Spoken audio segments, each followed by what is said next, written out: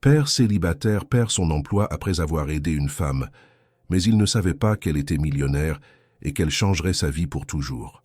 Le réveil sonnait à 5h30 précise chaque matin, et Thomas Lefèvre avait développé au fil des années cette capacité rare de s'extraire du lit avant même que l'alarme ne devienne insupportable. Dans l'obscurité poisseuse de l'automne lyonnais, il tâtonnait jusqu'à la petite salle de bain de leur appartement du 3e étage, rue Marietton, dans le quartier de Vèze. L'immeuble datait des années 70, avec ses murs en crépi beige défraîchis et ses fenêtres en aluminium qui laissaient passer les courants d'air dès que le vent soufflait depuis les hauteurs de Fourvière. Thomas se passait de l'eau froide sur le visage, observant dans le miroir terni les traits d'un homme de 30 ans qui en paraissait 5 de plus. Ses yeux noisettes, autrefois pétillants selon ce que lui disait sa mère, portèrent désormais cette fatigue permanente des gens qui dorment trop peu et s'inquiètent trop souvent. Ses cheveux châtains, qu'il coupait lui-même tous les 2 mois avec une tondeuse achetée chez Lidl, commençaient à montrer quelques fils gris près des tempes. Pas de temps pour la coquetterie, pas d'argent pour le superflu. Il enfilait toujours la même routine vestimentaire, un jean qui habille délavé, un t-shirt gris ou marine, et par-dessus, l'uniforme obligatoire de sa société de livraison, une veste coupe-vent orange fluo avec le logo Logirapid imprimé dans le dos et son prénom brodé sur la poche poitrine. Des chaussures de sécurité noires, usées mais encore fonctionnelles, complétèrent la tenue. Rien d'élégant, rien qui attire le regard. Thomas Lefèvre était devenu invisible dans sa propre ville. Dans la cuisine exiguë, il préparait le petit déjeuner avec les gestes mécaniques de celui qui répète le même rituel depuis des années. 2 bols sur la table en formica, celui de Louis orné de personnages de dessins animés, un cadeau de Noël de l'association caritative de la paroisse, le sien tout simple, blanc, avec un petit éclat sur le rebord. Il sortait du placard le paquet de biscottes œufs de berre, le pot de confiture de fraises discount et le beurre demi-sel. Pour Louis, du chocolat en poudre poulain dans du lait tiédi au micro-ondes. Pour lui, un café instantané Nescafé, noir, sans sucre. Économies oblige. À 6h15, il poussait doucement la porte de la chambre que Louis occupait seul depuis maintenant 2 ans. La pièce était minuscule, à peine 8 mètres carrés, mais Thomas avait fait en sorte qu'elle soit accueillante. Des étoiles phosphorescentes collées au plafond, des dessins d'école punaisés au mur, une petite bibliothèque en bois blanc avec une dizaine de livres achetés d'occasion à Emmaüs. Le lit une place, recouvert d'une couette à motif de dinosaure, accueillait le petit corps endormi de son fils. « Louis, mon grand sailor » murmurait Thomas en caressant les cheveux blonds de l'enfant. Louis Lefèvre avait 6 ans et demi, un visage encore rond de bébé, des yeux bleus immenses hérités de sa mère, cette femme dont Thomas évitait de prononcer le nom, et une fossette au menton qui se creusait quand il souriait. Ce matin-là, comme tous les autres, l'enfant émergeait lentement, serrant contre lui son doudou râpé, un lapin gris autrefois blanc qu'il appelait Pampan. « Encore 5 minutes, papa. Tu sais bien qu'on n'a pas 5 minutes, mon cœur. Allez, le chocolat chaud t'attend. » C'était leur petit mensonge quotidien. Louis ne demandait jamais vraiment ces 5 minutes supplémentaires, et Thomas ne les refusait jamais vraiment. C'était juste leur façon de commencer la journée, ce minuscule rituel de tendresse qui ancrait leur relation dans quelque chose de plus grand que la simple nécessité. Pendant que Louis s'habillait, un pantalon en velours côtelé marron, un pullover bleu marine, des baskets Décathlon déjà trop petites mais qui devraient tenir jusqu'à Noël, Thomas vérifiait son téléphone portable, un vieux Samsung Galaxy dont l'écran était constellé de fissures.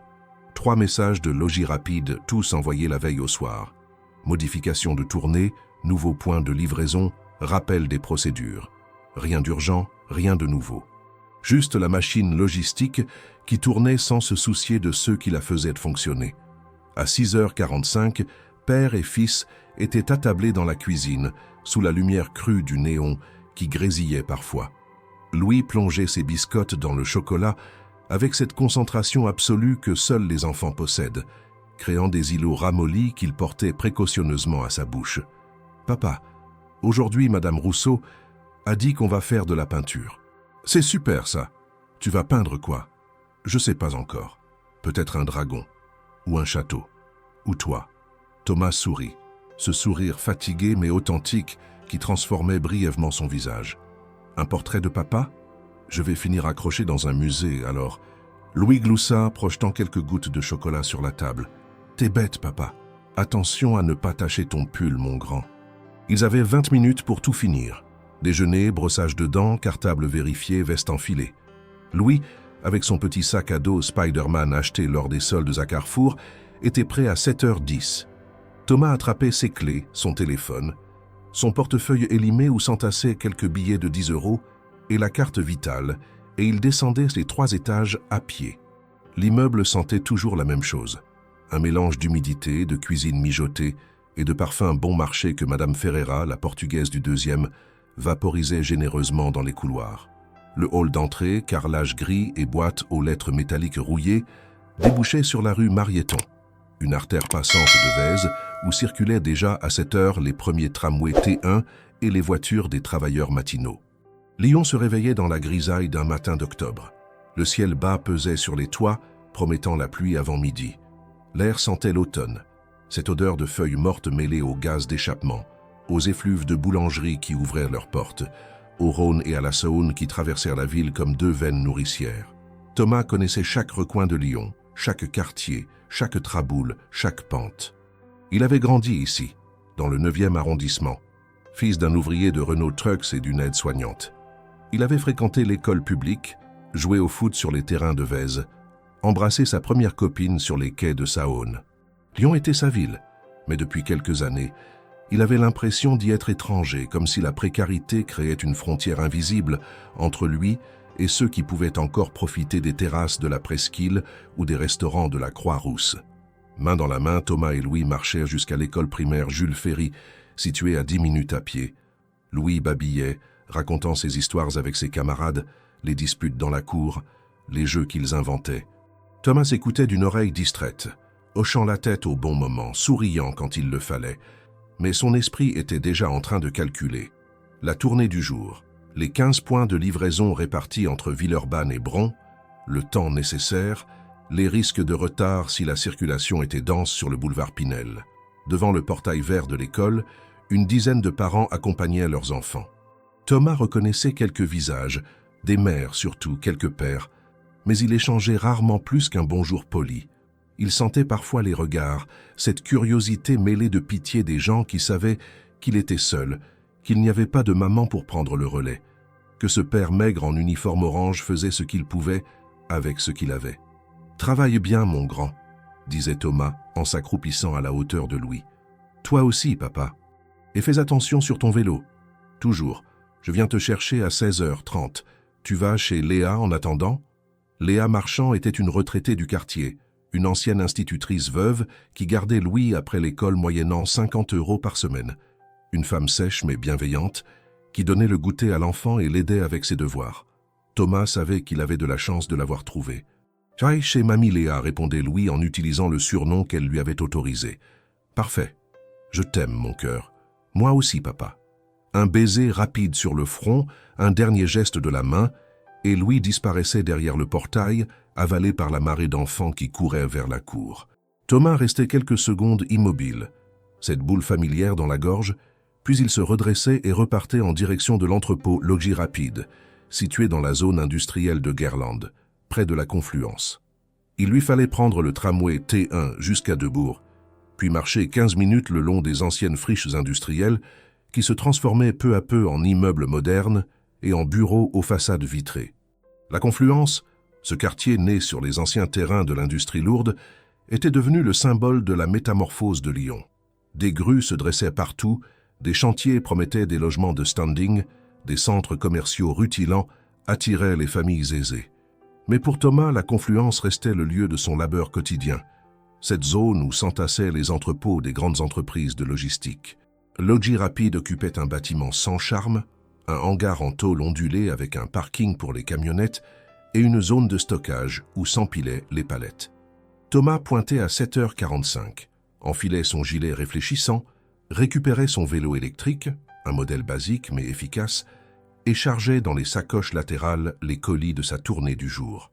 Son supérieur direct, Bruno Lacroix, était un homme trapu d'une 50aine d'années, le crâne dégarni, le regard perpétuellement mécontent.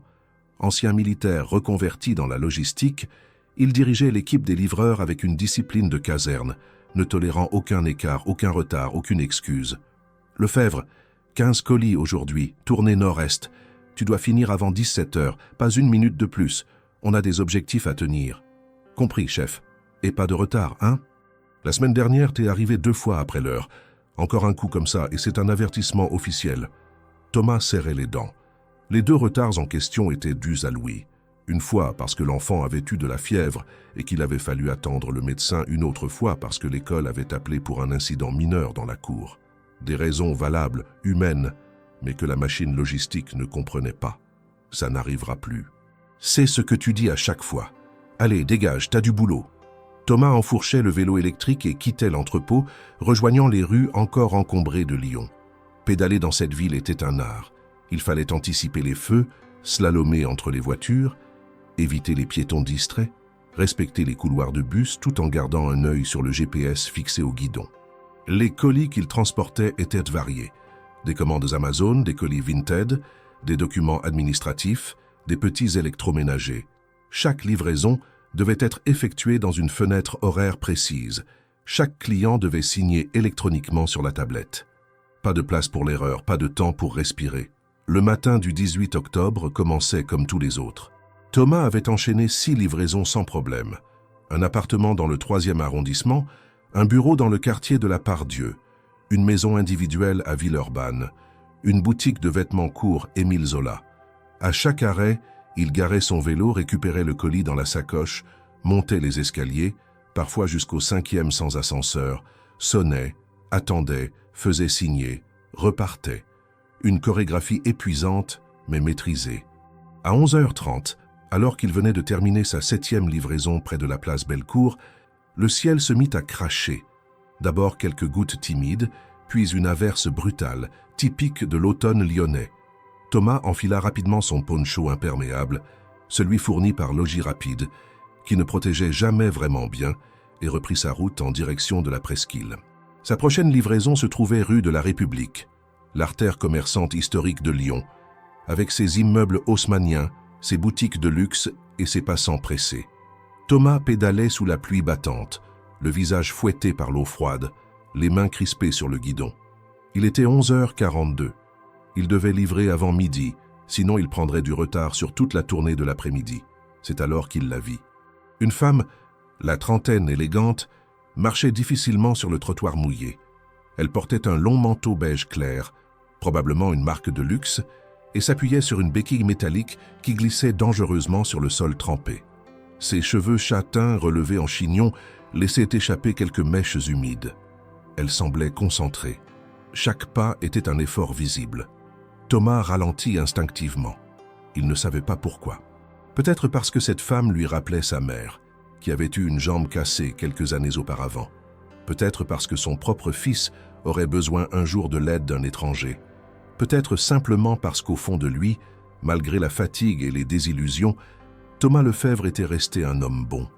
La femme fit un pas de plus, la béquille glissa brusquement, et elle s'effondra. Le bruit de sa chute résonna dans la rue. Un cri étouffé, le claquement de la béquille contre le pavé, le choc sourd d'un corps heurtant le sol. Les passants continuaient leur chemin, certains jetant un regard furtif, aucun ne s'arrêtant vraiment. Lyon, comme toutes les grandes villes, avait appris l'indifférence. Mais Thomas, lui, freina. Il abandonna son vélo contre un mur, se précipita vers la femme qui tentait de se relever, visiblement en douleur. La pluie redoublait, transformant la scène en un tableau flou et gris. « Madame, ne bougez pas, attendez, je vais vous aider. » Elle leva les yeux vers lui, surprise qu'on s'adresse à elle. Ses yeux étaient verts, d'un vert lumineux qui contrastait avec la grisaille environnante. Son visage, malgré la grimace de douleur, trahissait une beauté naturelle, presque austère. Elle portait des vêtements chers, on le devinait à la coupe, à la qualité des tissus. Mais dans cette position, trempée et vulnérable, elle n'était qu'une femme qui avait mal. « Ce n'est rien, merci, j'ai juste glissé. Vous êtes blessé? Votre cheville? » « Non, c'est ma jambe gauche. J'ai eu un accident il y a 3 semaines. Je ne devrais pas marcher autant, mais j'avais un rendez-vous. » Thomas lui tendit la main avec douceur, attendit qu'elle s'appuie sur lui, puis la souleva avec précaution. Elle était légère, mais il sentit la tension dans ses muscles, la retenue de quelqu'un qui n'avait pas l'habitude de dépendre des autres. « Votre béquille, je vais la chercher. » Il récupéra la béquille métallique qui avait roulé plus loin, la lui tendit, puis regarda autour d'eux. « Vous habitez près d'ici ?»« Non, j'allais à mon bureau, rue Édouard Herriot. Ce n'est pas loin. Vraiment, monsieur, je ne veux pas vous retarder, je vois que vous travaillez. » Elle avait remarqué son uniforme orange fluo, les sacoches remplies de colis. « Les colis peuvent attendre. Vous êtes sûr que ça va ?»« Oui, Merci infiniment. C'est rare de nos jours, ce genre de geste. » Thomas esquissa un sourire gêné. « Les gens passent avant les colis, madame. C'est tout. » Il ne savait pas encore que cette phrase, prononcée sous la pluie un matin d'octobre, allait changer le cours de sa vie. Elle le remercia encore, refusant poliment qu'il l'accompagne plus loin, et s'éloigna en boitillant, sa silhouette élégante disparaissant dans la bruine. Thomas remonta sur son vélo, consulta sa montre. 11h56. Il avait perdu 14 minutes. Son cœur se serra. Il pédala plus vite, traversa la presqu'île en évitant les flaques, arriva rue de la République, monta au 4e étage, fit signer le client, redescendit en courant. Il était 12h12, 20 minutes de retard. Thomas enchaîna le reste de sa tournée dans un état de tension permanente. Chaque feu rouge lui semblait durer une éternité, chaque client bavard lui volait un temps précieux. Il pédalait comme un forcené, le poncho collé au corps, la pluie s'étant enfin calmée vers 14h. À 16h15, il livrait son dernier colis dans une résidence de Bron, signait la dernière signature électronique et repartait en direction de l'entrepôt. Il savait ce qui l'attendait. Bruno Lacroix se tenait dans la cour de Logis Rapide, les bras croisés, le visage fermé. À côté de lui, Sandrine Dupuis, la responsable des ressources humaines, une femme sèche au regard froid qui ne souriait jamais. Thomas sentit son estomac se nouer. « Lefebvre, mon bureau, immédiatement !» Il gara son vélo, enleva son casque, suivit son supérieur jusqu'à un petit bureau vitré qui sentait le café froid et le renfermait. Sandrine Dupuis les rejoignit, refermant la porte derrière elle. L'atmosphère était glaciale. « Tu as 20 minutes de retard sur ta première livraison de l'après-midi, » attaqua Lacroix sans préambule. « Je sais, chef, je peux expliquer. »« Explique, alors. » Thomas raconta l'incident, la femme tombée, l'aide qu'il lui avait apportée. Il parla avec sincérité, sans chercher à embellir, juste les faits. Mais en voyant leur visage impassible, il comprit que ces mots ne changeaient rien. « Fais la 3e fois en 1 mois, Lefebvre », coupa Sandrine Dupuis de sa voix monocorde. « La semaine dernière, 8 minutes de retard le lundi, 12 minutes le jeudi. Aujourd'hui, 20 minutes. Peu importe les raisons, les chiffres parlent d'eux-mêmes. Mais je ne pouvais pas laisser cette femme par terre sous la pluie. Tu aurais pu appeler le SAMU, rétorqua Lacroix. Ce n'est pas ton rôle de jouer les bons samaritains pendant les heures de travail. Ta responsabilité, c'est d'assurer tes livraisons dans les temps. Point final. Chef, s'il vous plaît, j'ai un petit garçon, je ne peux pas me permettre de... Justement, coupa Sandrine Dupuis en ouvrant un dossier posé devant elle. Ton fils est la raison récurrente de tes retards. Nous comprenons ta situation personnelle, mais Logis Rapide n'est pas une association caritative. Nous avons des engagements contractuels avec nos clients, des objectifs de performance à respecter. Thomas sentit la colère monter en lui, une colère impuissante et désespérée. Je fais de mon mieux. Je travaille sans me plaindre. J'accepte toutes les tournées, même les plus difficiles. Je ne prends jamais de congé. Je ne suis jamais malade. Mais parfois, la vie impose des choses qu'on ne contrôle pas. C'est précisément le problème, répondit Lacroix en se levant. Tu ne contrôles rien. Et nous ne pouvons pas gérer une entreprise avec des employés qui ne contrôlent rien. Sandrine Dupuis sortit une feuille du dossier, la poussa vers Thomas. Nous sommes contraints de te notifier la fin de ton contrat, avec effet immédiat. Voici ton solde de tout compte. Tu as encore 3 jours de salaire à percevoir, plus les indemnités légales. L'argent sera viré sur ton compte en fin de semaine. Le monde de Thomas bascula. Vous me licenciez? Oui, mais je n'ai rien d'autre. Je ne peux pas, mon fils. Nous te conseillons de t'inscrire à Pôle emploi dès demain, enchaîna Sandrine Dupuis sans la moindre émotion. Ils pourront t'accompagner dans ta recherche d'emploi et t'orienter vers des dispositifs d'aide. Thomas resta figé, incapable de parler.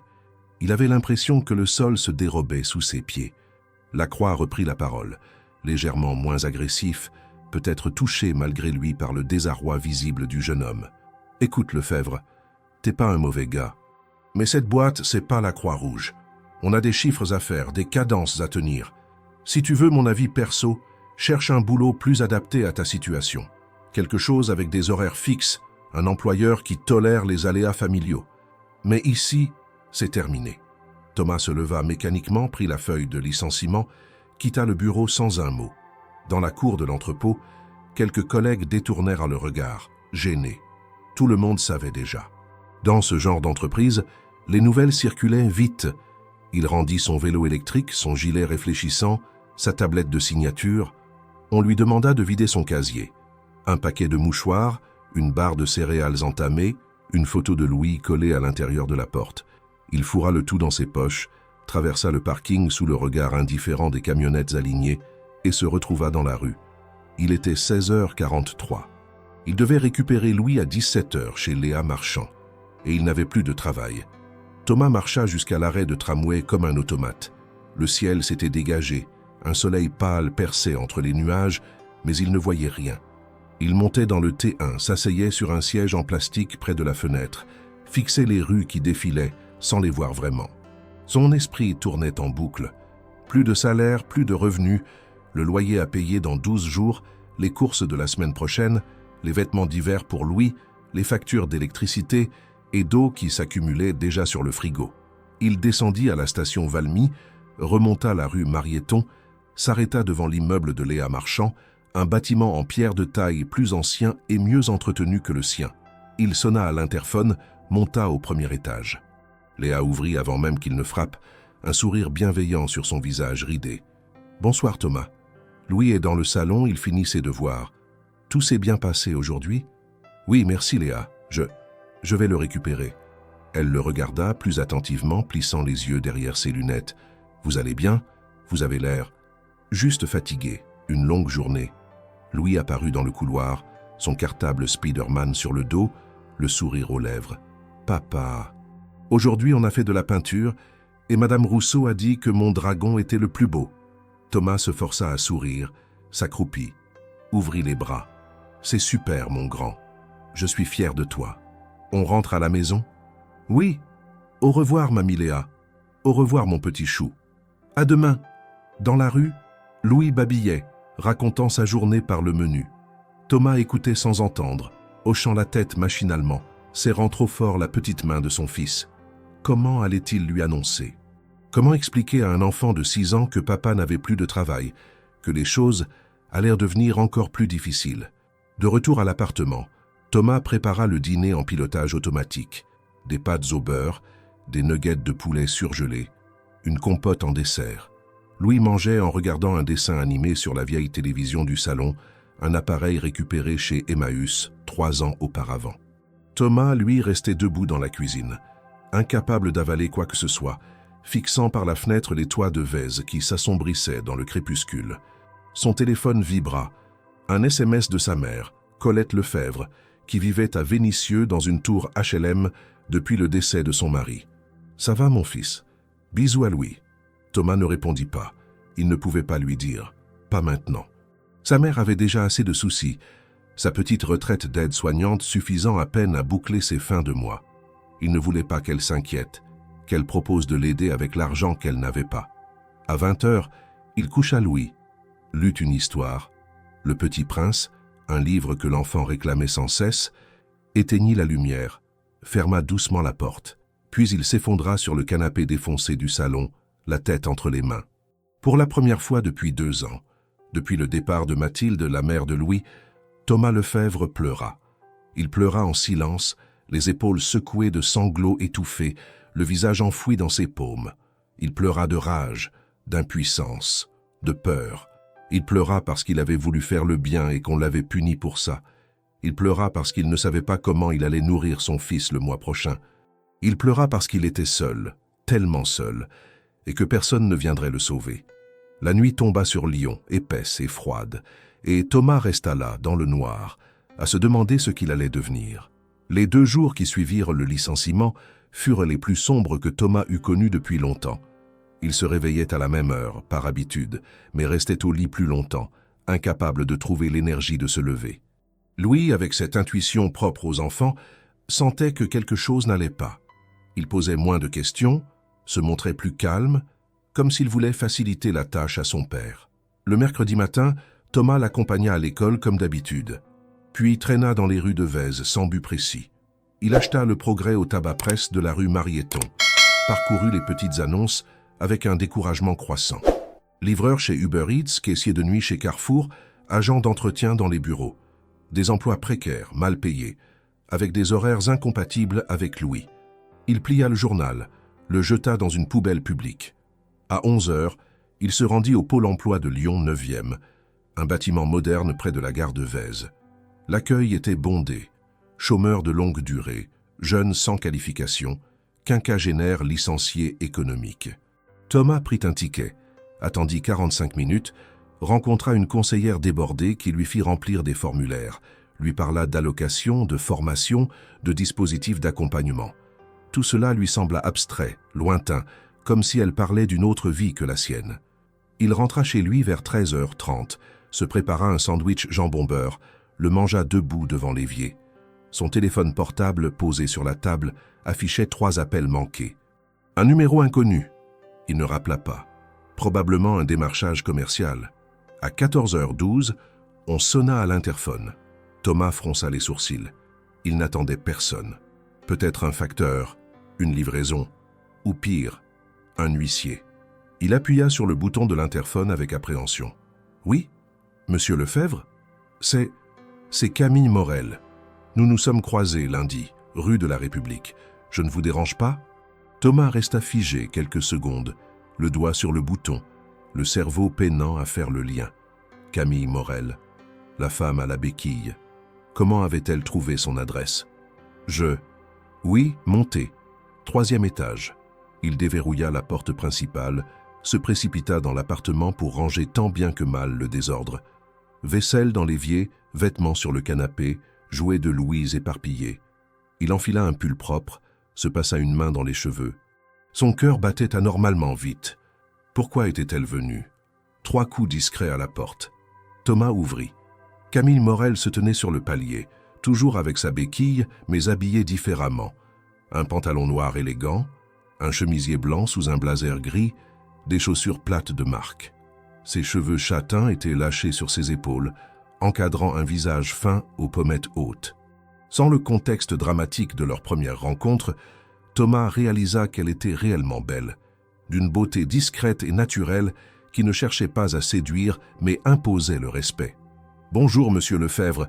Je suis désolé de débarquer comme ça, mais j'ai découvert quelque chose qui m'a beaucoup troublé. Entrez, s'il vous plaît. » Elle pénétra dans l'appartement avec précaution, balayant du regard le petit espace. Le salon-cuisine ouvert, la vieille télévision, les murs défraîchis, les traces d'une vie modeste mais digne. Thomas referma la porte, gêné par ce qu'elle devait penser. « Asseyez-vous, je vous en prie. Vous voulez un café? Un verre d'eau? De l'eau, merci. » Il lui servit un verre, s'assit en face d'elle sur le canapé usé. Le silence s'étira, inconfortable. Camille semblait chercher ses mots, tripotant nerveusement la anse de son sac en cuir. « Monsieur Lefebvre, j'ai appris que vous aviez perdu votre emploi à cause de moi, à cause du temps que vous avez pris pour m'aider lundi matin. » Thomas sentit son estomac se nouer. Comment le savait-elle? « J'ai retrouvé la société pour laquelle vous travailliez grâce au logo sur votre veste. J'ai appelé Logis Rapide hier en me faisant passer pour une cliente qui souhaitait vous remercier personnellement. On m'a dit que vous ne travailliez plus là-bas. J'ai insisté, inventé une histoire, et finalement une employée m'a confié que vous aviez été licencié lundi après-midi pour retard répété. » Thomas baissa les yeux. « Ce n'est pas de votre faute, madame. J'avais déjà des avertissements. Le retard de lundi n'était que la goutte d'eau. Mais si je n'étais pas tombé, vous ne seriez pas en retard. Et vous ne seriez pas là sans emploi avec un enfant à charge. Vous avez un enfant ?» s'enquit-elle doucement. « Oui, Louis, 6 ans. Il est à l'école en ce moment. Vous êtes seul pour l'élever? » « Oui. » Camille ferma les yeux brièvement, comme si elle absorbait la gravité de la situation. « Monsieur Lefebvre, je me sens terriblement responsable. C'est pour ça que je suis venu. Je veux réparer. » « Il n'y a rien à réparer, madame. Vous ne me devez rien. J'ai fait ce que n'importe qui aurait dû faire. Mais personne d'autre ne l'a fait, justement. Vous avez été la seule personne à vous arrêter ce jour-là. » Elle fouilla dans son sac, sortit une enveloppe qu'elle posa sur la table basse. « Voici 1 000 € pour compenser la perte de salaire en attendant que vous retrouviez du travail. S'il vous plaît, acceptez. » Thomas regarda l'enveloppe comme si elle contenait du poison. « Non, merci mais non. Je ne peux pas accepter votre argent. » « Pourquoi pas? Parce que ce serait de la charité. Et je ne veux pas de charité. J'ai encore ma dignité, madame. » Camille se pencha légèrement en avant, son regard vert planté dans celui de Thomas. « Ce n'est pas de la charité, c'est de la justice. Vous avez perdu votre travail à cause d'un geste de bonté envers moi. Le minimum que je puisse faire, c'est compenser financièrement. »« Le minimum serait de me laisser tranquille, » rétorqua Thomas plus durement qu'il ne l'aurait voulu. Le silence retomba, pesant. Camille récupéra l'enveloppe, la remit dans son sac. Elle semblait déçue, mais pas offensée. « Très bien, je respecte votre position, mais permettez-moi de vous proposer autre chose. »« Quoi donc ? » ?»« Un emploi. » Thomas écarquilla les yeux. « Un emploi ? » ?»« Oui. Écoutez, je sais que ça peut paraître étrange, mais j'ai besoin d'aide. Comme vous l'avez vu, je suis temporairement handicapé. Un accident de voiture il y a 3 semaines. Une fracture du tibia et du péroné. Je suis censé rester au repos, mais j'ai une entreprise à gérer, des rendez-vous, des obligations. Je cherchais justement quelqu'un pour m'accompagner, me conduire, m'assister dans mes déplacements quotidiens. Un chauffeur assistant personnel, en quelque sorte. Madame, je ne sais pas conduire de voiture de luxe, Vous savez conduire, c'est suffisant. J'ai une Peugeot 508, rien d'extravagant. Le salaire serait de 2 000 € net par mois, avec un contrat CDD de 3 mois, renouvelable. Les horaires seraient flexibles, adaptés à votre emploi du temps avec votre fils. Vous pourriez l'accompagner à l'école le matin, me rejoindre ensuite et finir suffisamment tôt pour le récupérer l'après-midi. Thomas la fixait, incapable de déterminer si elle était sérieuse ou si c'était une sorte de jeu cruel. « Pourquoi feriez-vous ça pour moi ? Parce que j'ai besoin d'aide et parce que vous méritez une chance. Et aussi parce que depuis lundi, je n'arrête pas de penser à ce que vous avez dit. Les gens passent avant les colis. Dans mon monde, monsieur Lefebvre, les gens qui pensent comme ça sont rares. Je ne veux pas laisser passer cette rencontre. Je ne vous connais pas. Vous ne me connaissez pas. C'est vrai. Mais on peut apprendre. Que diriez-vous d'un essai d'1 semaine? Sans engagement. Juste pour voir si ça fonctionne entre nous. Si au bout d'1 semaine, vous ne vous sentez pas à l'aise, ou si je trouve que ça ne convient pas, on se sépare sans rancune. Thomas sentit un mélange de méfiance et d'espoir se disputer dans sa poitrine. C'était trop beau, trop facile. Les choses ne se passaient jamais comme ça dans la vraie vie. Et pourtant, cette femme était là, dans son salon miteux, à lui offrir exactement ce dont il avait désespérément besoin. « Qui êtes-vous vraiment, Madame Morel ?» Elle sourit pour la première fois, un sourire triste et fatigué. Quelqu'un qui a appris à ses dépens que l'argent n'achète ni la bonté, ni la confiance, et qui cherche peut-être à se racheter en aidant quelqu'un qui en vaut la peine. Thomas resta silencieux un long moment, puis hocha lentement la tête. « D'accord. 1 semaine d'essai. Parfait. Vous pouvez commencer lundi prochain. Voici ma carte avec mon adresse et mon numéro. Venez à 9 h, après avoir déposé votre fils à l'école. » Elle se leva, s'appuya sur sa béquille, lui tendit une carte de visite en carton épais.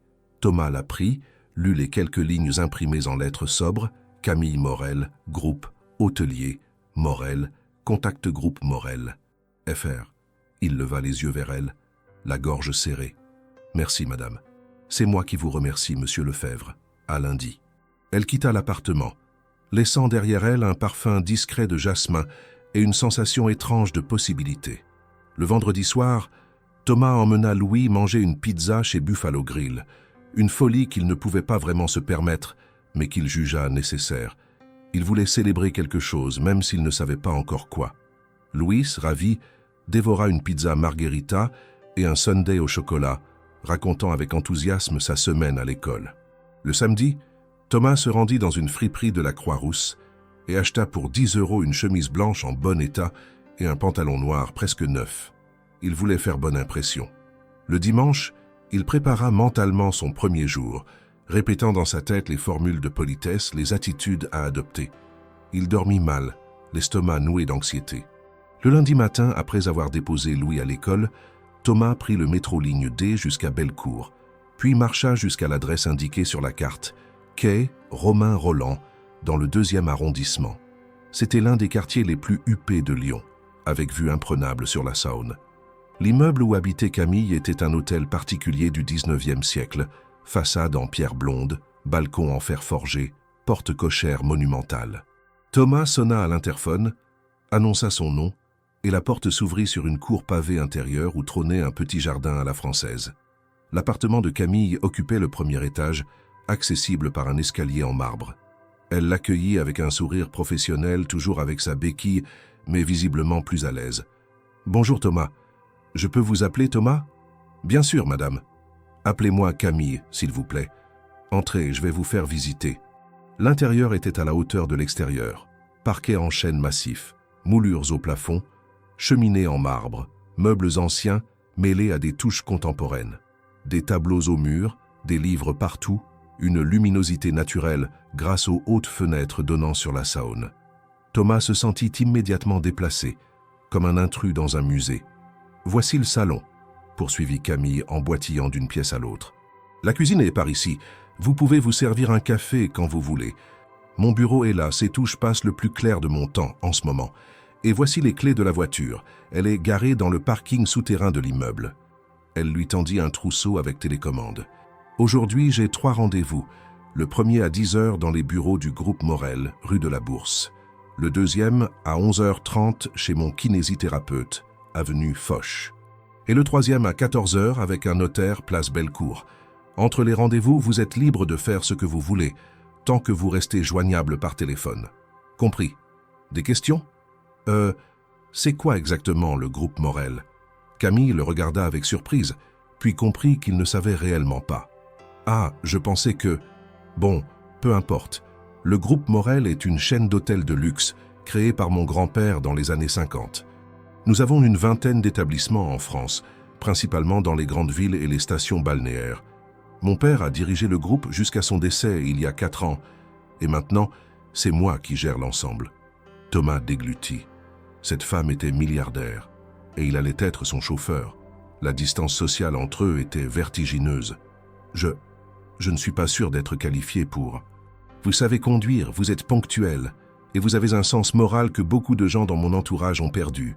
C'est largement suffisant. Allez, on y va.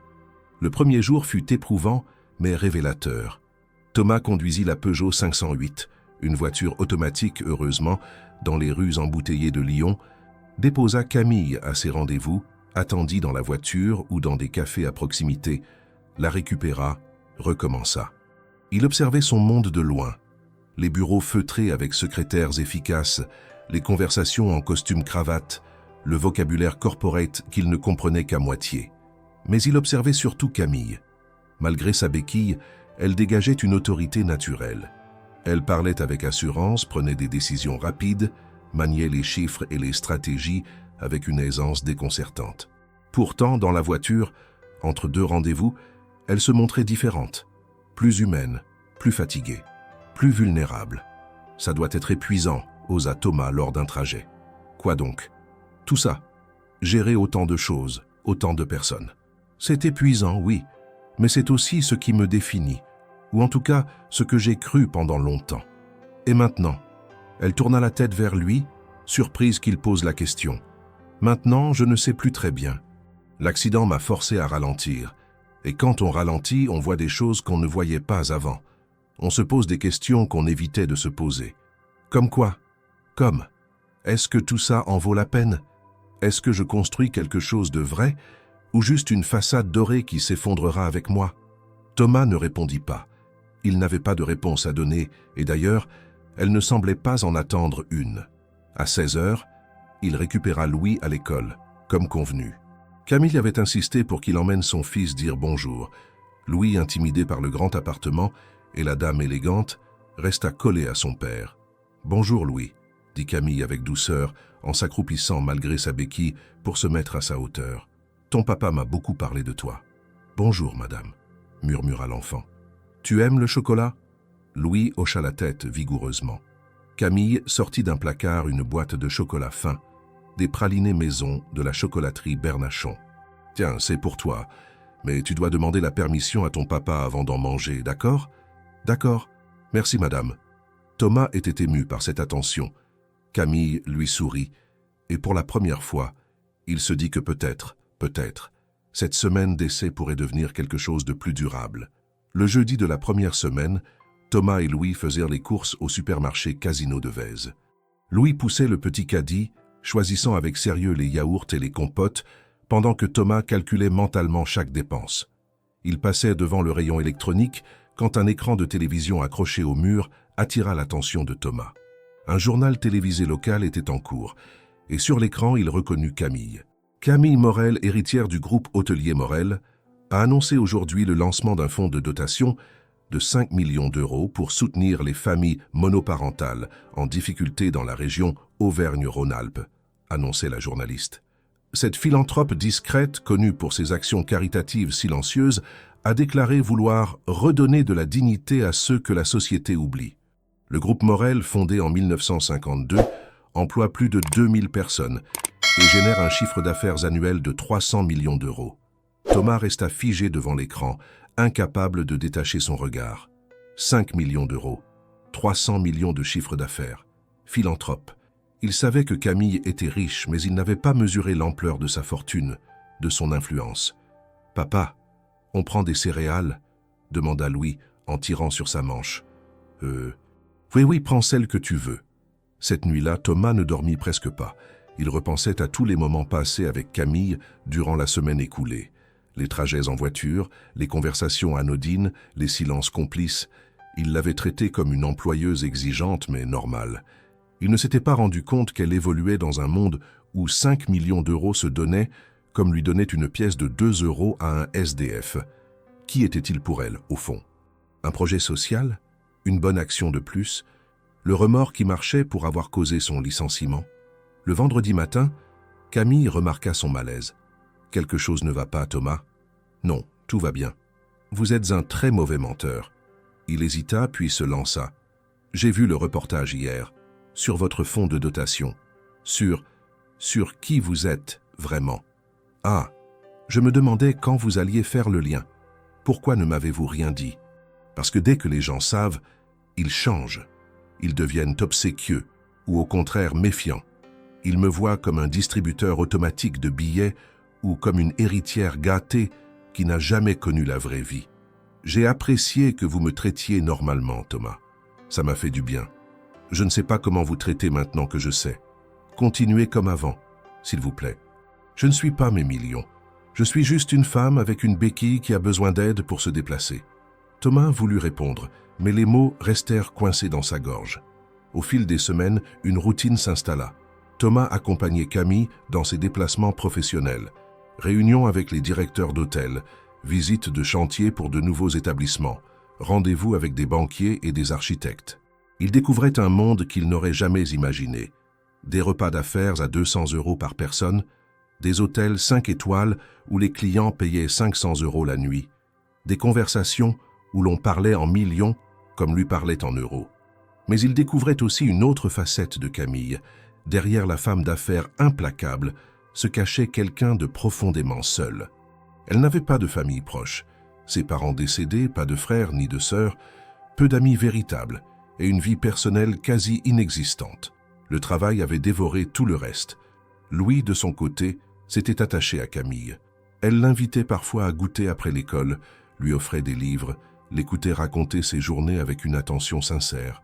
L'enfant l'appelait désormais Camille, sans le madame, et elle semblait ravie de cette familiarité. Un soir de novembre, alors que Thomas attendait Camille sortant d'une réunion dans les bureaux du groupe Morel, il entendit 2 hommes en costume discuter près de la machine à café. « Tu as vu le nouveau chauffeur de Camille? Le type en jean ?»« Ouais, il a une gueule de chômeur. C'est exactement ce qu'il est. Un ex-livreur viré pour incompétence. Elle l'a ramassé par pitié. Ou par intérêt. Un mec aussi désespéré, c'est facile à manipuler. Tu crois qu'ils couchent ensemble? Camille? Avec lui? Allez, même elle a des limites. » Rire gras. Thomas sentit ses poings se serrer, la rage monter. Mais il ne dit rien. Il resta dans l'ombre, silencieux, humilié. Quand Camille sortit de la salle de réunion, elle remarqua immédiatement son visage fermé. « Que s'est-il passé ?»« Rien. »« Thomas, j'ai dit rien. On peut y aller ?» Le trajet retour se fit dans un silence pesant. Camille insista plusieurs fois, mais Thomas restait muré dans son mutisme. Il la déposa devant chez elle, marmonna un bonsoir sec et repartit sans attendre. Cette nuit-là, il se demanda sérieusement s'il devait continuer. Était-il en train de se ridiculiser, de devenir l'objet de pitié et de moquerie d'un monde qui ne le respecterait jamais? Valait-il mieux retourner à ses livraisons, à sa pauvreté assumée, plutôt que de jouer les faire-valoir dans un univers où il serait toujours l'intrus? Le lendemain, Camille ne l'appela pas pour le travail. Thomas resta chez lui, tourna en rond, angoissé. Avait-il tout gâché? Avait-elle compris qu'il valait mieux se séparer? Vers 15 heures, son téléphone sonna. C'était elle. « Thomas, pouvez-vous venir chez moi? Il faut qu'on parle. »« Maintenant? » ?»« Oui, c'est important. » Il confia Louis à Léa Marchand, prit le métro, arriva chez Camille avec une boule au ventre. Elle l'attendait dans le salon, assise sur le canapé, sa béquille posée contre l'accoudoir. Son visage était grave. « Asseyez-vous, Thomas. » Il s'exécuta, évitant son regard. « J'ai appris ce qui s'est passé hier. Valérie, mon assistante, m'a raconté. Elle a entendu Julien Bertrand et Marc Dupuis parler de vous près de la machine à café. Ce n'est rien, vraiment. Si, c'est important, et je suis désolé que vous ayez entendu ça. Ces hommes sont des idiots arrogants, et je vais m'assurer qu'ils comprennent que ce genre de comportement n'est pas tolérable. Ne faites pas ça. Ça ne fera qu'empirer les choses. Thomas, regardez-moi. » Il leva enfin les yeux. Le regard vert de Camille était intense, presque douloureux. « Depuis que vous travaillez pour moi, j'ai entendu des rumeurs. Des gens qui pensent que je vous ai engagé par culpabilité ou par pitié ou même par calcul. Ils ne comprennent pas. Et franchement, je m'en fiche. Mais ce qui m'importe, c'est ce que vous pensez. Je pense que je n'ai pas ma place dans votre monde. Pourquoi? Parce que je suis un ancien livreur sans diplôme, père célibataire, qui vit dans un 3 pièces miteux à Vèze. Parce que je ne sais pas parler de marché financier ou de stratégies hôtelières. Parce que quand vos collègues me regardent, ils voient un moins que rien. Et quand moi je vous regarde, vous savez ce que je vois? Thomas ne répondit pas. Je vois un homme qui s'est arrêté sous la pluie pour aider une inconnue. Un père qui se lève à 5h30 tous les matins pour son fils. Quelqu'un qui travaille sans se plaindre, qui traite les gens avec respect, qui n'a jamais demandé quoi que ce soit. Je vois quelqu'un de bien, Thomas. Vraiment bien. Et dans mon monde, croyez-moi, c'est rare. Vous me surestimez. Non. Vous vous sous-estimez. C'est différent. Un silence s'installa, moins pesant cette fois, presque doux. Thomas, je vais vous dire quelque chose que je n'ai jamais dit à personne. Mon accident il y a 2 mois. Ce n'était pas un accident. Thomas la fixa, interloqué. J'ai perdu le contrôle de ma voiture parce que j'étais épuisé. 48 heures sans dormir, des réunions enchaînées, des décisions à prendre, une pression constante. Je me suis endormi au volant à 3 heures du matin en rentrant d'un conseil d'administration à Paris. J'ai percuté un platane sur l'autoroute A6. Si je n'avais pas eu ma ceinture, je serais morte. Mon Dieu. Pendant les 3 semaines où j'étais hospitalisé, personne n'est venu me voir. Pas un seul de mes amis du milieu des affaires. Juste des fleurs envoyées par politesse et des emails professionnels. J'ai compris que j'avais construit une vie vide. Et puis, le premier jour où je suis sorti de l'hôpital, je suis tombé sur un trottoir, et un homme en uniforme orange m'a aidé sans rien attendre en retour. Vous m'avez rappelé qu'il existait encore de la bonté désintéressée. Et ça, Thomas, ça n'a pas de prix. Elle avait les larmes aux yeux. Thomas sentit sa propre gorge se serrer. Je ne veux pas être votre projet de rédemption. Vous ne l'êtes pas. Vous êtes devenu quelqu'un d'important pour moi. Vous et Louis. Vous êtes les seules personnes qui me voient vraiment. Pas comme une héritière ou une patronne, mais comme Camille. Juste Camille. Thomas ferma les yeux, luttant contre l'émotion qui menaçait de le submerger. Je ne sais pas quoi dire. Dites-moi que vous restez, s'il vous plaît. Il rouvrit les yeux, plongea son regard dans le sien et hocha lentement la tête. Je reste. Le soulagement qui traversa le visage de Camille était palpable. Elle tendit la main vers lui, hésita, puis la posa doucement sur la sienne. C'était la première fois qu'ils se touchaient autrement que lors de poignées de main professionnelles. « Merci », souffla-t-elle. Et pour la première fois depuis longtemps, Thomas se sentit à sa place. 2 semaines plus tard, fin novembre, Camille reçut une invitation pour intervenir lors d'une conférence nationale sur l'inclusion sociale et l'accessibilité. organisée à Paris par le ministère de la Cohésion sociale. Elle devait témoigner de son expérience post-accident et présenter les actions du groupe Morel en faveur de l'emploi des personnes en situation de handicap. « Je voudrais que vous veniez avec moi », dit-elle à Thomas un matin. « À Paris? Pourquoi faire? Pour témoigner. » « Moi? Témoigner de quoi? De votre parcours. Père célibataire, précarité, licenciement injuste, reconstruction. Vous incarnez exactement les problématiques que cette conférence veut mettre en lumière. » Thomas recula, paniqué. « Non, non, je ne peux pas parler en public. Devant des centaines de personnes, devant des ministres, des journalistes. Vous le pouvez, je vous aiderai. Nous préparerons ensemble. Camille, vous ne comprenez pas. Je n'ai jamais fait ça. Je vais bafouiller, dire n'importe quoi, me ridiculiser. Ou alors vous allez toucher les gens, leur montrer qu'il existe des solutions, que la dignité peut être restaurée. J'ai peur. Moi aussi j'ai eu peur. Mais parfois, la peur est le signe qu'on doit y aller. » Thomas hésita longuement, puis finit par accepter plus pour elle que pour lui. Les jours suivants furent intenses. Camille et Thomas travaillèrent ensemble sur son témoignage, raconter sa vie, son combat quotidien, la chute et le relèvement. Camille l'encourageait, corrigeait doucement ses formulations, lui apprenait à structurer son discours. Louis, présent lors de certaines répétitions, applaudissait son papa avec fierté. « Tu vas être formidable », lui disait l'enfant. « Tu es mon héros. » La conférence était prévue le vendredi 3 décembre, à l'Assemblée nationale. Thomas devait s'absenter 2 jours, partir le jeudi avec Camille en TGV. Il avait organisé la garde de Louis chez sa mère à Vénissieux, lui expliquant vaguement qu'il partait pour le travail. Mais le mercredi soir, 2 jours avant le départ, Louis se mit à tousser.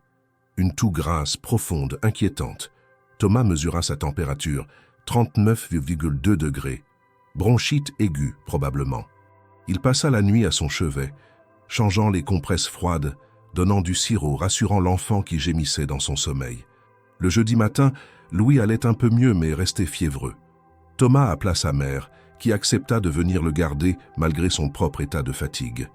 Mais en voyant le visage épuisé de Thomas, en sentant son hésitation, Colette Lefebvre posa sa main sur l'épaule de son fils. « Tu devrais peut-être rester avec lui, mon grand. »« Je ne peux pas, maman.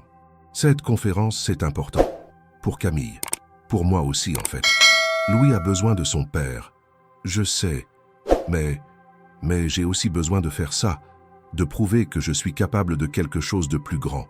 Tu n'as rien à prouver, mon fils. » Thomas regarda Louise endormie dans son lit, le front moite, le doudou pampan serré contre sa poitrine. Son cœur se déchira. Comment pouvait-il partir alors que son fils était malade? À 8 heures, il appela Camille. « Louise est malade. Je ne peux pas venir. Je suis désolé. » Un silence à l'autre bout du fil. « C'est grave. Une bronchite. Rien de mortel, mais il a besoin de moi. Je comprends. Ta place est auprès de lui. Je suis vraiment désolé de vous laisser tomber. Tu ne me laisses pas tomber, Thomas. Tu fais ce qu'un bon père doit faire, on reportera. » Elle raccrocha. Thomas resta immobile, le téléphone à la main, un sentiment confus de soulagement et de regret. Vers 11 heures, alors qu'il préparait de la soupe pour Louis, son fils se réveilla. Le garçon était encore faible, mais sa fièvre avait baissé. Il regarda son père avec ses grands yeux bleus. « Papa, tu devais partir aujourd'hui, non? »« Oui, mais tu es malade, mon cœur. Je reste avec toi. C'est important ce que tu dois faire? »« Assez, oui. Alors tu dois y aller. »« Louis, papa, mamie est là. Je vais bien. Toi, tu vas aller parler devant plein de gens. Tu vas leur dire que les papas comme toi sont courageux.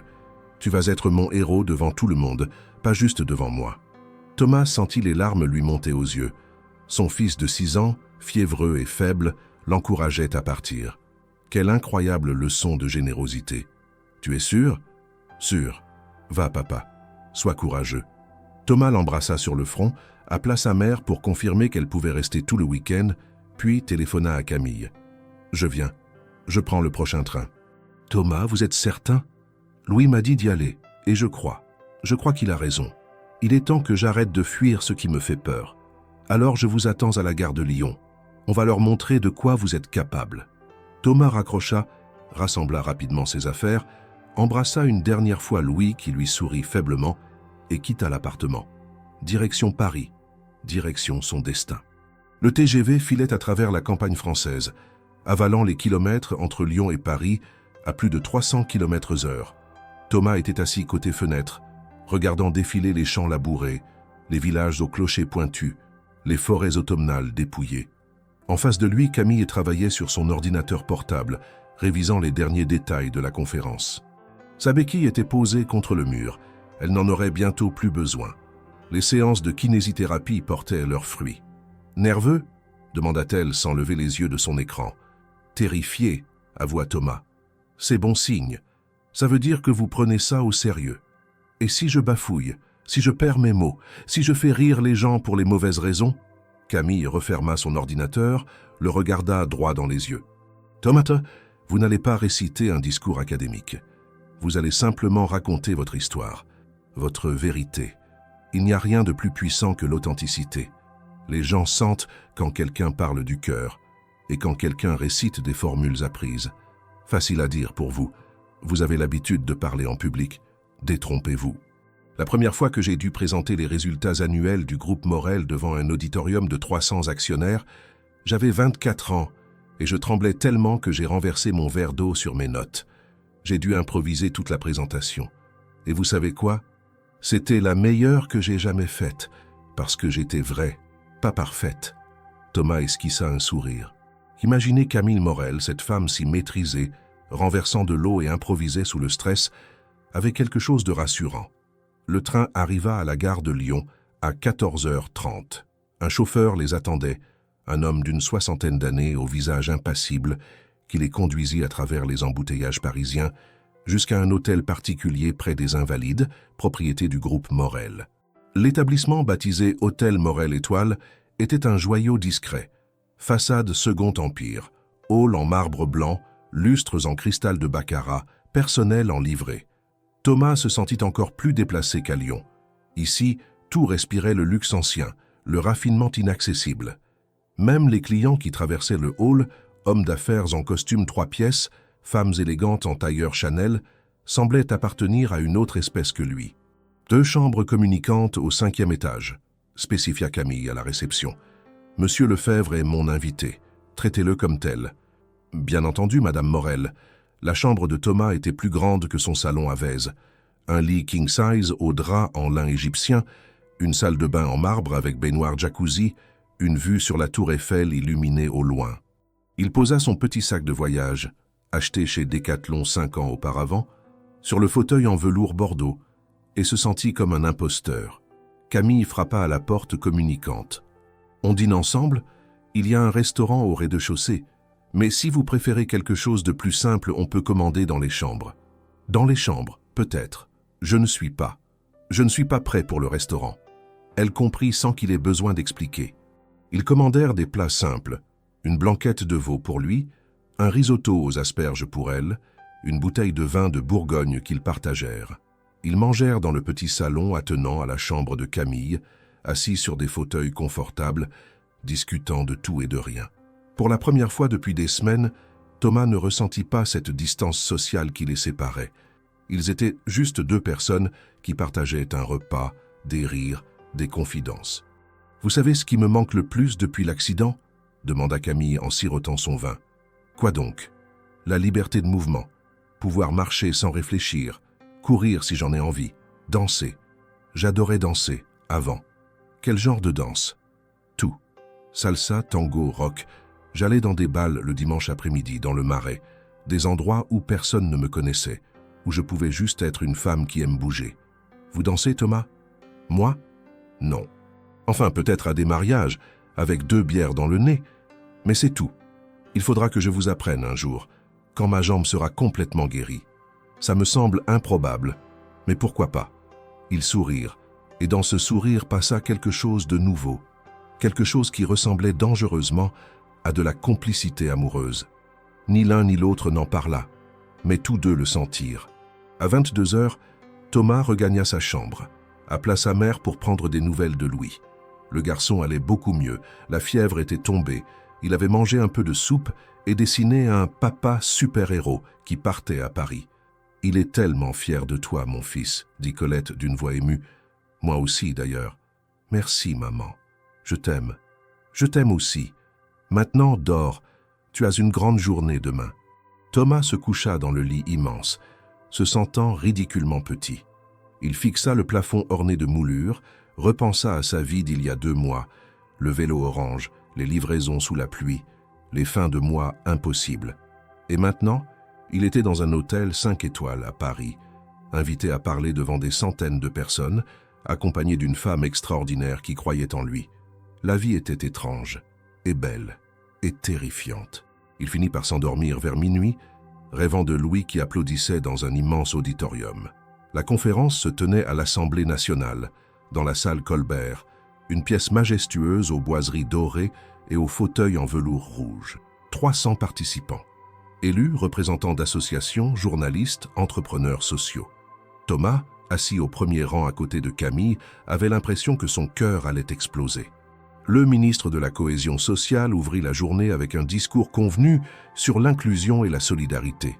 Suivirent de plusieurs intervenants, une députée, le directeur d'une ONG, un économiste spécialisé dans la précarité, des présentations PowerPoint, des statistiques, des graphiques. Thomas écoutait à peine, trop concentré sur ce qu'il allait devoir faire dans moins d'1 heure. À 11h15, ce fut le tour de Camille. Elle se leva, monta sur l'estrade avec élégance malgré sa béquille, qu'elle utilisait désormais plus par précaution que par nécessité. Sa voix était claire, assurée, ponctuée d'anecdotes personnelles sur son accident, sur ce qu'elle avait appris, sur le fonds de dotation qu'elle avait créé. « Mais aujourd'hui, je ne veux pas parler seule, dit-elle en conclusion. Je voudrais vous présenter quelqu'un qui incarne mieux que moi les défis et les espoirs dont nous parlons. Quelqu'un qui m'a rappelé ce que signifie vraiment la dignité humaine. Mesdames et messieurs, Thomas Lefebvre. » Les applaudissements polis retentirent.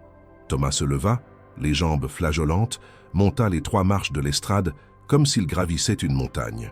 Il se retrouva derrière le pupitre en bois sculpté, face à 300 pères dieux, face aux caméras qui enregistraient tout, face à son propre reflet dans les vitres des fenêtres monumentales.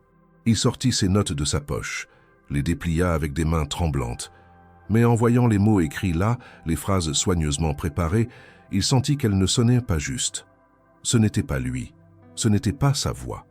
Alors, il replia les notes, les remit dans sa poche, inspira profondément et commença à parler sans filet. « Bonjour, je m'appelle Thomas Lefebvre. J'ai 30 ans, je suis père célibataire d'un petit garçon de 6 ans qui s'appelle Louis, et il y a 2 mois, j'ai été licencié pour avoir aidé une femme qui était tombée sous la pluie. » Le silence s'installa, dense et attentif. Thomas continua. « Je vais être honnête avec vous. Je ne sais pas pourquoi je suis ici. Je ne suis personne d'important. Je n'ai pas de diplôme prestigieux, pas de succès entrepreneurial à raconter, pas de parcours inspirant. Je suis juste un type qui s'est battu toute sa vie pour garder la tête hors de l'eau et qui a échoué plus souvent qu'il n'a réussi. » Il vit certains participants se redresser sur leur siège, intrigués par cette franchise brutale. « Il y a 2 mois, je pédalais sous la pluie à Lyon, en retard sur ma tournée de livraison. J'étais stressé, fatigué, inquiet comme tous les matins parce que je savais que le moindre faux pas pouvait me faire perdre mon travail. Et puis, j'ai vu une femme tomber. Elle avait une béquille, elle ne pouvait pas se relever seule. Tous les gens autour d'elle continuaient à marcher. Personne ne s'arrêtait. Et moi, je me suis dit, et si c'était ma mère?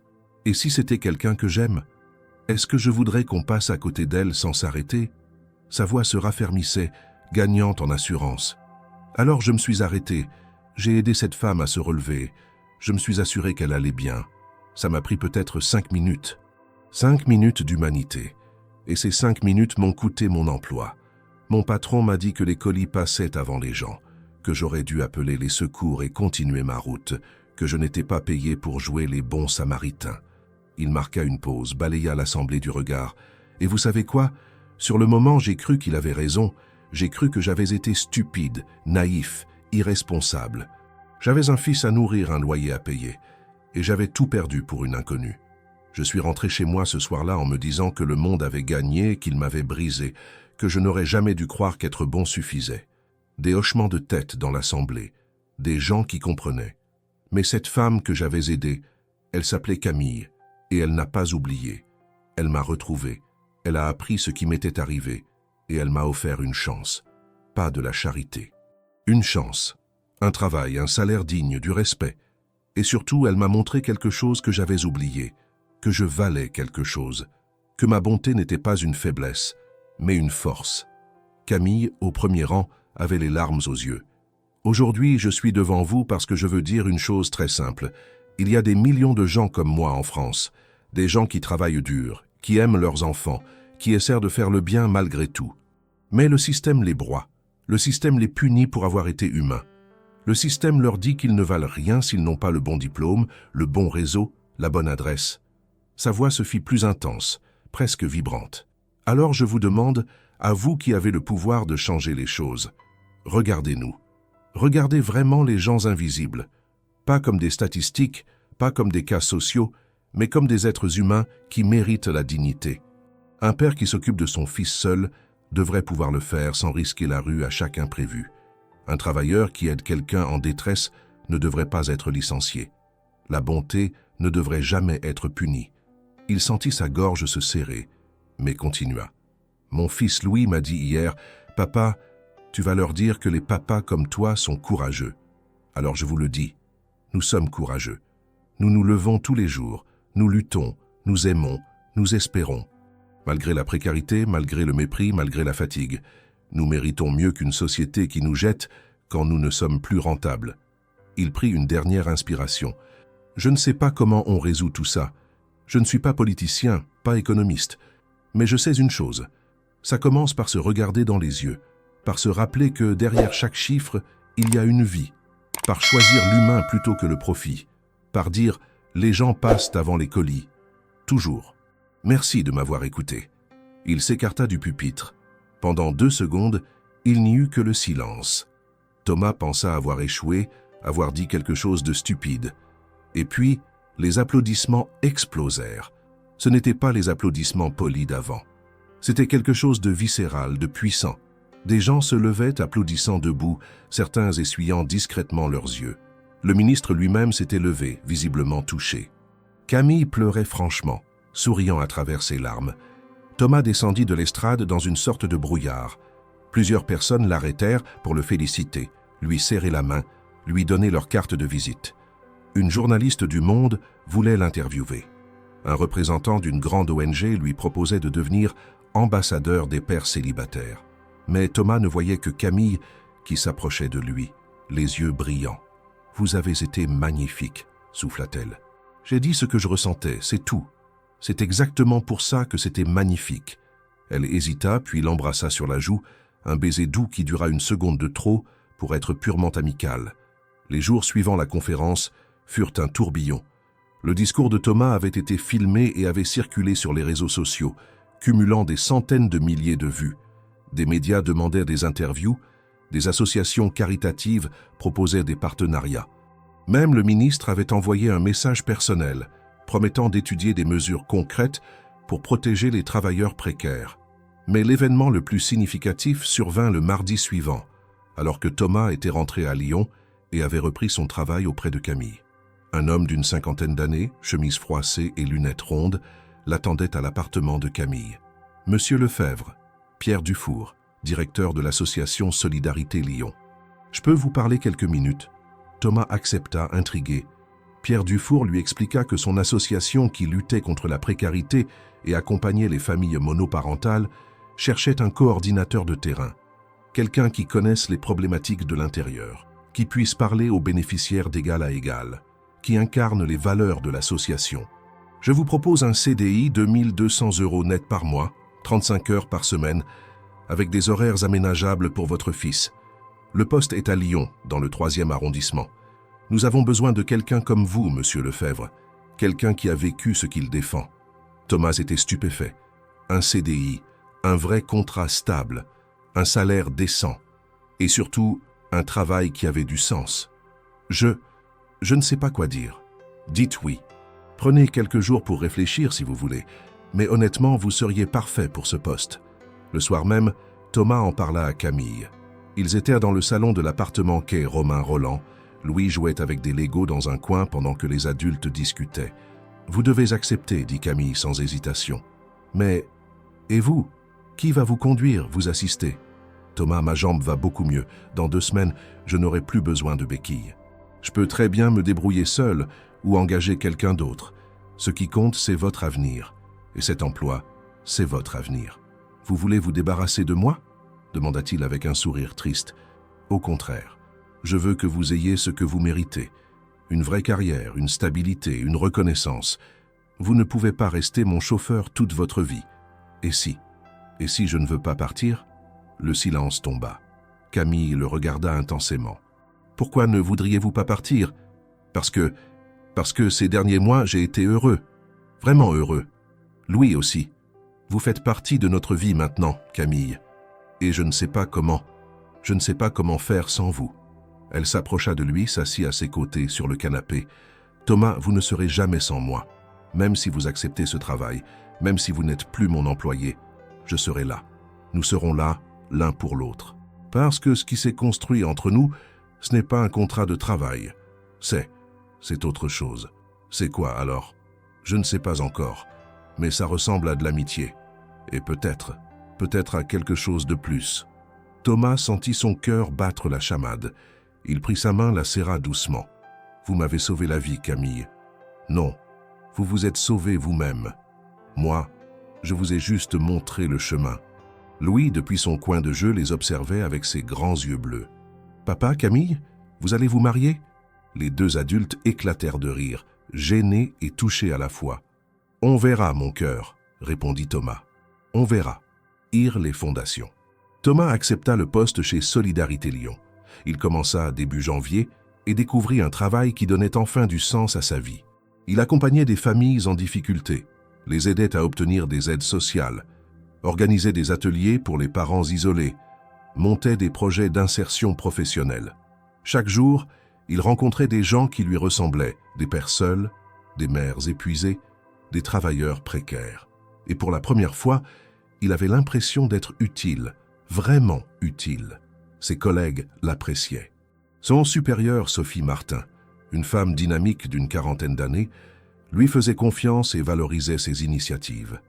Thomas avait enfin trouvé sa place. Mais ce qui le rendait le plus heureux, c'était que sa relation avec Camille n'avait pas changé. Au contraire, elle s'était approfondie. Ne travaillant plus pour elle, il se sentait libre de la voir d'égal à égal. Ils se voyaient plusieurs fois par semaine. Un dîner chez elle, un café en terrasse malgré le froid de l'hiver lyonnais, une balade le long des quais de Saône quand Camille put enfin marcher sans béquille. Louis adorait Camille. Il l'appelait désormais simplement par son prénom, la considérant comme une sorte de grande sœur ou de tante bienveillante. Elle lui offrait des livres, l'emmenait au cinéma, l'écoutait avec une patience infinie. Un samedi de février, Camille proposa de les emmener tous les 2 skier pour le week-end, dans les Alpes, à Megève. Thomas hésita. Il n'avait jamais skié de sa vie, n'en avait jamais eu les moyens. Mais Louis supplia tellement qu'il finit par accepter. Ce week-end fut magique. Louis apprit le ski avec un moniteur pendant que Thomas, maladroit et rigolard, dégringolait les pistes vertes sous les encouragements moqueurs de Camille. Le soir, il dînait dans un chalet en bois, devant une cheminée crépitante, Louis s'endormant parfois sur les genoux de Camille, qui caressait ses cheveux blonds avec une tendresse maternelle. « Vous savez ce que j'aime chez vous 2 ?» dit Camille un soir, alors que Louis dormait dans la chambre adjacente. « Quoi donc ? Vous m'avez appris qu'une famille n'est pas forcément liée par le sang, que l'amour, le vrai, c'est celui qu'on choisit. Je n'ai jamais eu d'enfant, je n'ai jamais eu de famille à moi. Mais avec vous et Louis, j'ai l'impression d'appartenir à quelque chose. » Thomas posa son verre de vin, la regarda dans les yeux. « Vous appartenez à quelque chose, Camille. Vous appartenez à nous. » Elle sourit, les yeux humides, et se pencha vers lui. Leurs lèvres se frôlèrent, hésitantes d'abord, puis s'unirent dans un baiser doux et long, chargé de tous les non-dits, de tous les espoirs, de toutes les peurs apprivoisées. Quand ils se séparèrent, Thomas murmura « Je crois que je suis en train de tomber amoureux de vous. Je crois que c'est déjà fait depuis longtemps. » répondit-elle en souriant. Le 23 mars, Louis fêtait ses 7 ans. Thomas avait organisé une petite fête dans leur appartement de Vèze, qui, grâce à son nouveau salaire, était désormais mieux meublé et moins spartiate. Une dizaine d'enfants de l'école étaient invités, ainsi que Léa Marchand, Colette, la grand-mère, Sophie Martin de l'association et bien sûr Camille.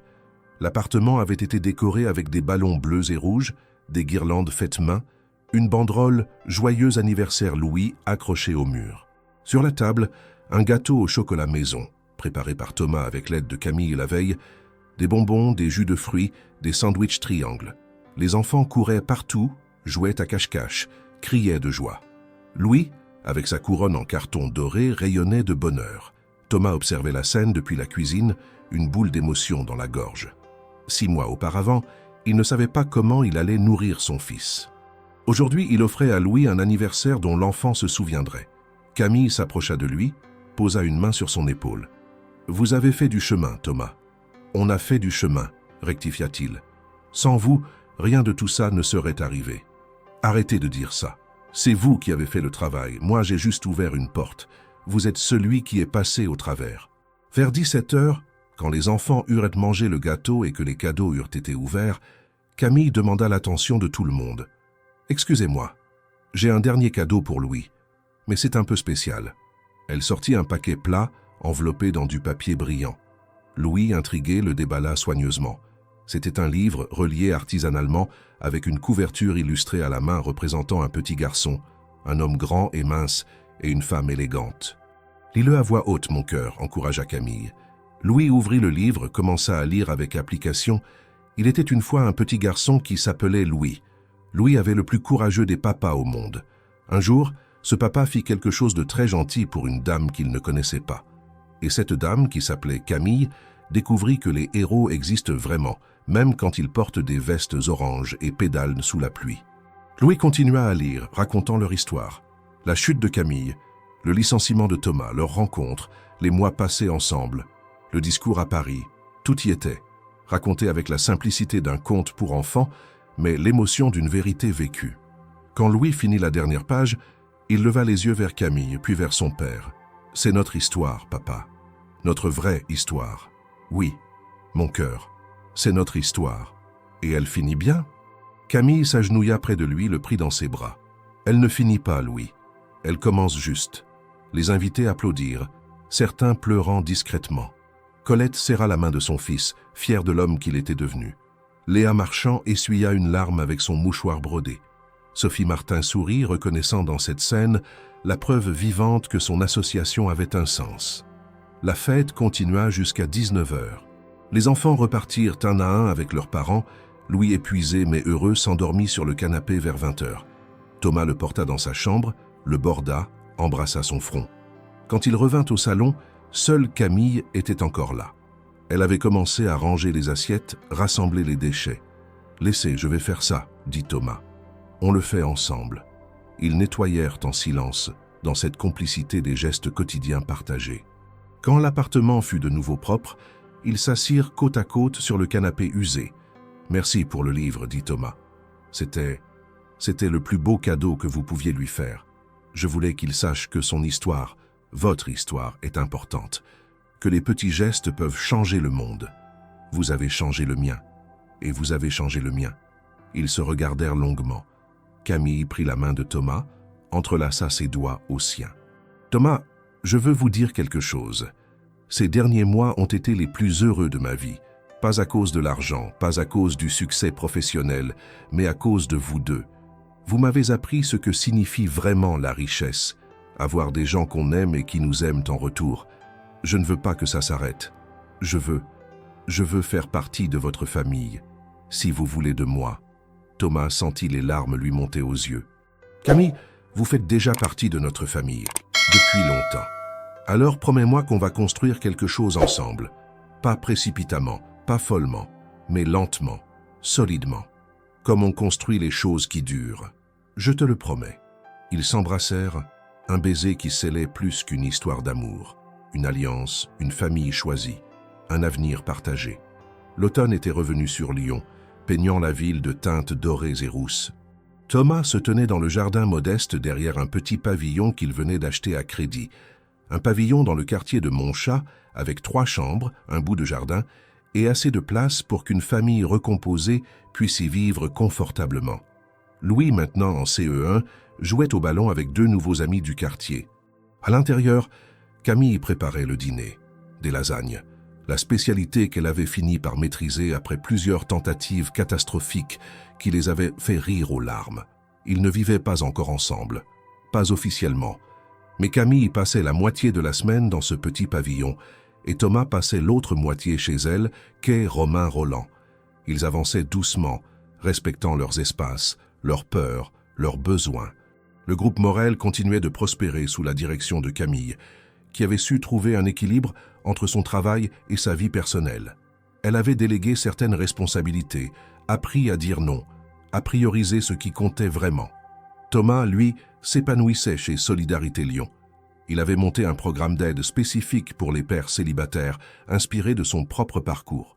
Les médias continuaient parfois de le solliciter pour témoigner, et il acceptait quand il sentait que ça pouvait servir la cause. Ce soir-là, alors que le soleil se couchait sur Lyon et que les cloches de l'église voisine sonnaient 18 heures, Louis rentra en courant. « Papa, Camille, on peut faire un feu de camp dans le jardin ?» Thomas et Camille échangèrent un regard amusé. « Un feu de camp ? En plein Lyon ?» s'étonna Thomas. « Pourquoi pas ?» dit Camille. « On va improviser un mini-feu dans la cheminée d'extérieur que tu as acheté le mois dernier et qu'on n'a jamais utilisé. On fera griller des marshmallows. » Louis sauta de joie, repartit chercher des branches mortes dans le petit cabanon. Thomas enlaça Camille par la taille, l'embrassa sur la tempe. « Tu sais, j'ai réfléchi à quelque chose. »« Quoi donc ?» ?»« Ce jour-là, sous la pluie, quand je me suis arrêté pour t'aider, je ne savais pas que ma vie allait changer. Je ne savais pas que 5 minutes de gentillesse allaient à m'offrir tout ça. Un travail qui a du sens, une maison, et surtout, toi. Toi et Louis qui êtes heureux ensemble. « Tu sais ce que je pense ?» répondit Camille en se tournant vers lui. « Je pense que ce n'était pas un hasard. Je pense que parfois la vie nous met exactement où nous devons être, même si le chemin est difficile, même si ça fait mal sur le moment. Tu crois au destin ? Non, je crois au choix. Tu as choisi d'être bon ce jour-là. Et ce choix a tout changé. » Louis revenait avec un tas de brindilles, les yeux brillants d'excitation. « Allez, venez, on va faire le plus beau feu de camp de Lyon. » Ils rirent, sortirent dans le jardin. Thomas alluma le feu, Camille distribua les marshmallows, Louis chantonnait une chanson apprise à l'école. Au-dessus d'eux, le ciel de Lyon virait au violet sombre, les premières étoiles apparaissaient timidement. Et dans ce jardin modeste, autour de ce petit feu, 3 personnes qui n'auraient jamais dû se rencontrer formaient désormais une famille. Pas parfaite, pas conventionnelle, mais vraie. Thomas regarda Camille, qui montrait à Louis comment tenir sa brochette au-dessus des flammes. Il regarda son fils qui riait, insouciant et heureux, et il se dit que parfois un seul geste suffit. Un geste de bonté, un geste d'humanité, un geste qui change tout.